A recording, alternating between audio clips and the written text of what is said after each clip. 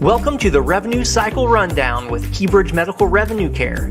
Our live show features respected industry experts that will take us on a deeper dive into today's hottest rev cycle topics. We're glad you're here for the rundown. Let's get started.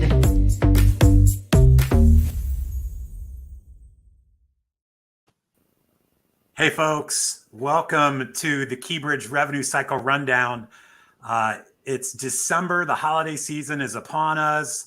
Everybody's in a good mood. I've got a Christmas wreath on my window in my office. The lights are on at home, the trees are on. I was just sharing with Kayla and Jay that my daughters will be home for Christmas break from college. They'll be home tonight. So I'm feeling good. I'm in a great mood. And I'm really excited, especially today, because of our special guests. First of all, I want to introduce Kayla Howe. Many of you know Kayla. She's a senior director of business development at Keybridge. She spends most of her time in the Ohio market, Michigan, now also Indiana, Illinois, and Wisconsin. But she's really been all over the place. You may have bumped into her in Denver or Florida or other areas too. So Kayla's going to be here, and we're going to be speaking with a client, Jay Jacobs. We're excited to have Jay here. Jay is the Senior Revenue Cycle Manager at Southern Ohio Medical Center. And so we're going to be just chatting a little bit today about some of the hottest topics going on in healthcare revenue cycle. What are some of the challenges that we're being faced with today? And how do we overcome those? How do we work together to get our head above water and really thrive through some of those challenges as opposed to just surviving? For those of you that are out there joining us today, please feel free to jump into the comments section of your screen. Say hi. If you've got a question you want to throw out there or a comment, please feel free to do that. But I guess, Kayla, hey, I want to kind of turn things over to you. Yeah. And I know you've got some things you want to chat about with Jay and some questions to ask. So I'm gonna just hand the mic to you. Awesome. Thanks, Brian. So yeah, we know Jay really well, but everybody out there may not. And kind of the cool story about how Jay got started at SOMC. So Jay, we don't have to spend a ton of time, but if you want to tell us a little bit about yourself, how you got started there at SOMC, I think it's a fun story.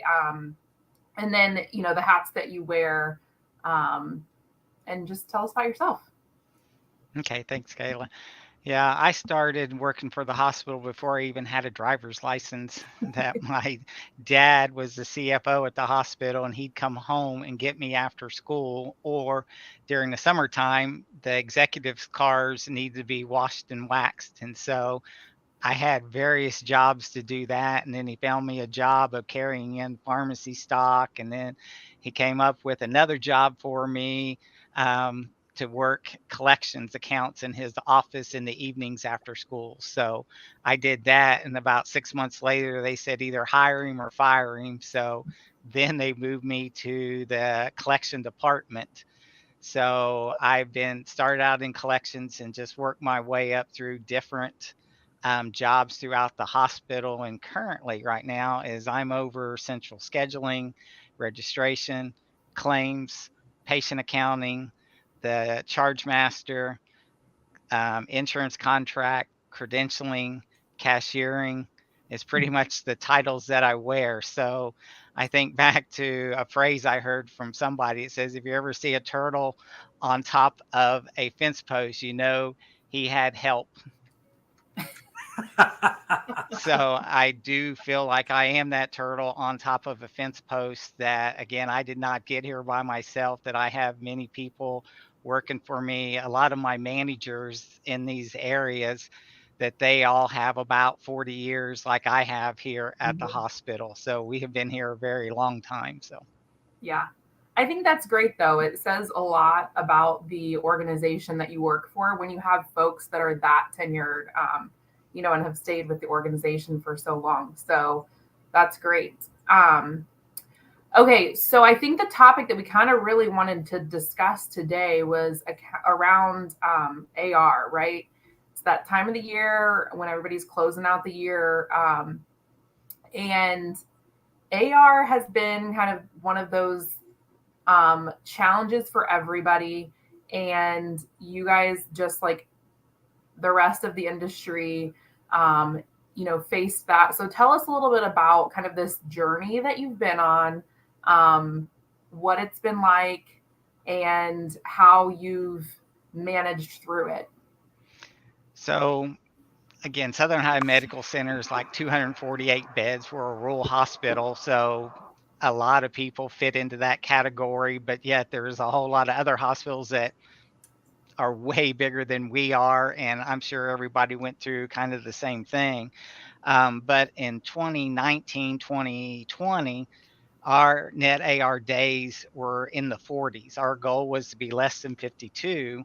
And when we were in the 40s, we didn't spend a lot of money on the revenue cycle. It's like, oh, you're going to spend money on the revenue cycle. That's just an expense. That's not bringing in revenue. So we kind of ran a very tight ship, knowing there could be revenue leakage, but yet it wasn't enough to, hey, if something comes up, we'll fix that one and move on. Days in AR are great.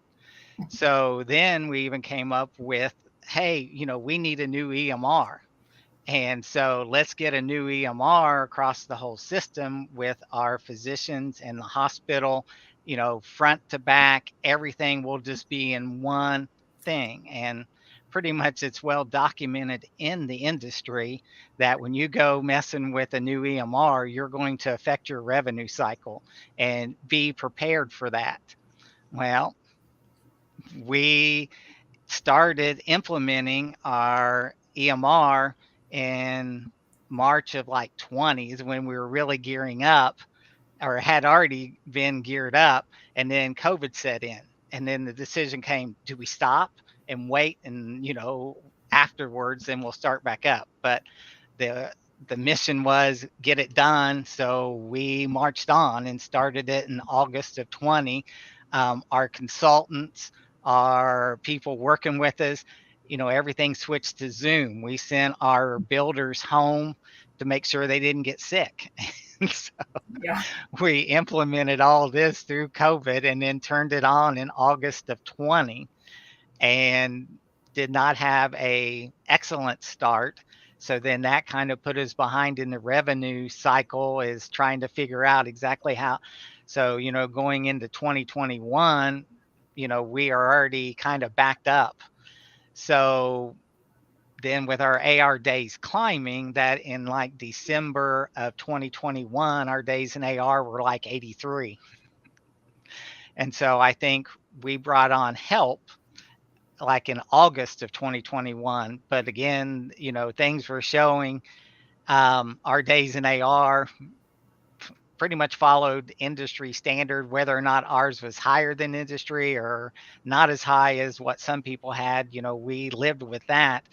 But we were also experiencing a lot of turnover, is something that is kind of like we've already discussed. Is I know people that are very close to me here has 30, 40 years in here and really not worked for anybody else.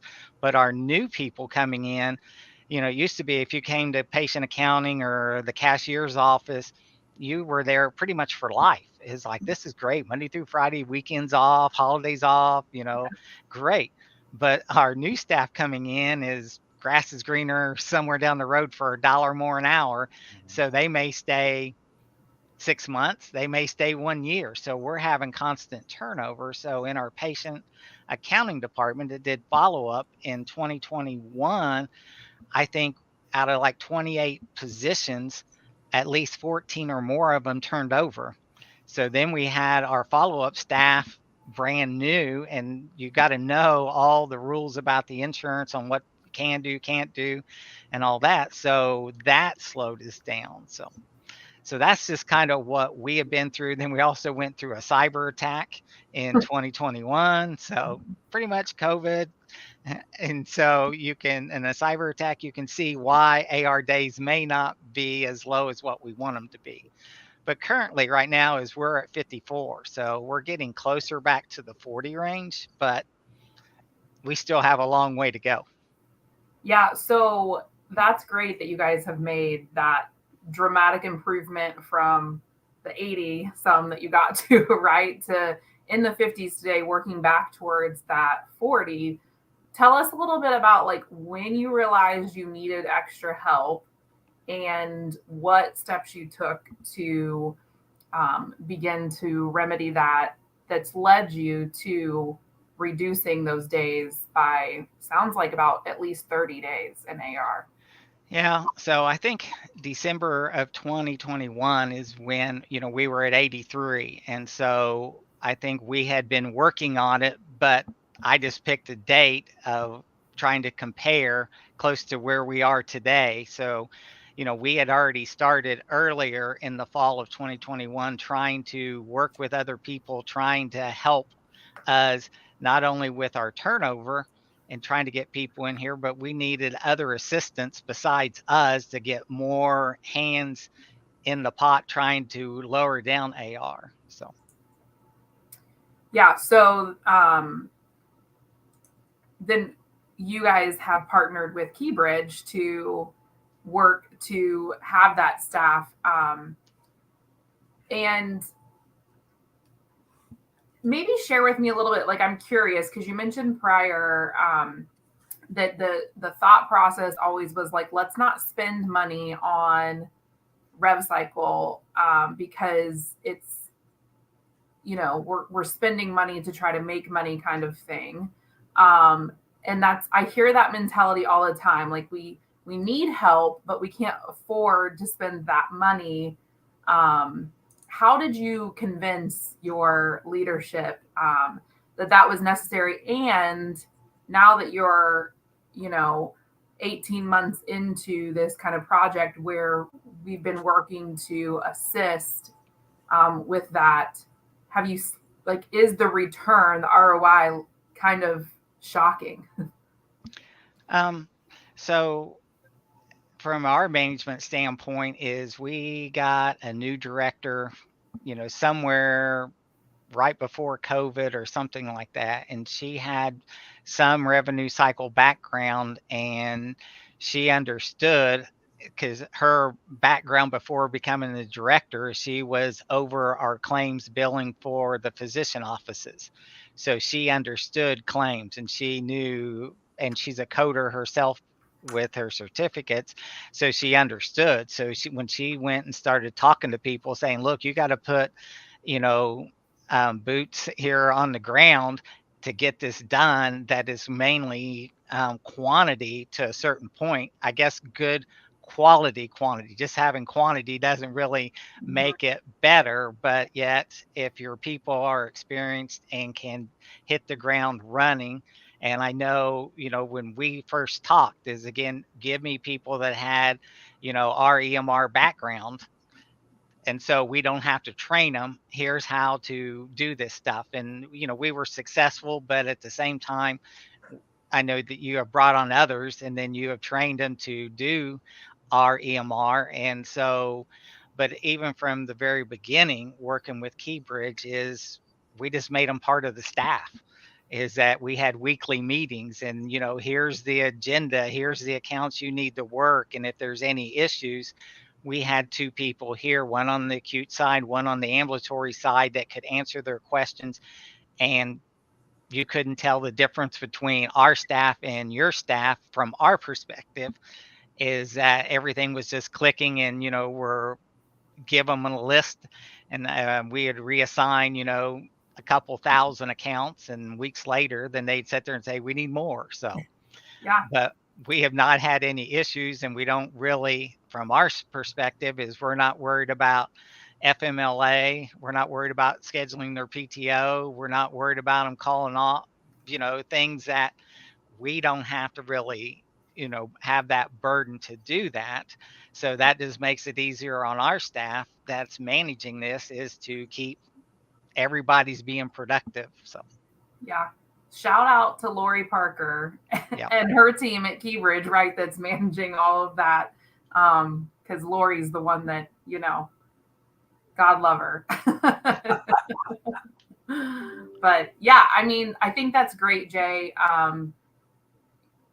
Pandemic or not, those are all issues that, we face in this industry. So I appreciate you sharing that. Hopefully, if others out there are facing those kind of struggles too and want to start the year off, on the right foot, we'd love to chat with them. So finally, just kind of tell us, like, outside of aged AR, what else is keeping you up at night? What things are challenging and that you're looking to tackle in the near future? The biggest thing that we're focusing on is, price transparency, no surprise billing act. We've now started, electronic charity applications that we're trying to make it as easy as possible for patients to apply for charity. It used to be, send me your income for, 52 weeks, every pay stub. And if you missed a couple pay stub, we'd be sending it back to you saying, oh, you missed a couple of these. And so now we're trying to make it very simple that from your phone, your tablet, your computer, anything that you can go out and check eligibility and says, oh, it looks like you're eligible. And you fill in a few questions and your family's information and say submit, and pretty much you're in. And if we need something, then, we'll contact you, but we may be able to process your application right then and there and speed it along. That I'm trying to make it as easy as possible for our patients, but still the number of people who are not applying is a very great number that I think we could get them out of bad debt and get them at least some financial assistance. Sure. So those are the main thing. And then, just getting the good faith estimate out to all of our self-pay patients at the moment. So Awesome. Well, Jay, thank you so much for your time and sharing with us. It's a pleasure to work with you. And thank you for taking some time to share your story with our LinkedIn community. And I'll let Brian wrap things up. Yeah, thank you, Jay. Big shout out to you folks down at Southern Ohio Medical Center. It's been a pleasure working with you folks and look forward to many years to come. But hey, everybody, thanks again for joining us on the Revenue Cycle Rundown. If you've got questions, thoughts, ideas, feel free to reach out to us. You can connect with Kayla or I through LinkedIn, or you can also go to keybridgemed.com. And also you can see right there on the screen, if you want to learn more about the Revenue Cycle Rundown, see previous shows that we've done and other guests that we've talked to, you can go to revenuecyclerundown.com. So thanks, everybody. Happy holidays. It's Friday. Be safe and have a great rest of your day. Merry Christmas. Thank you. Bye. see ya.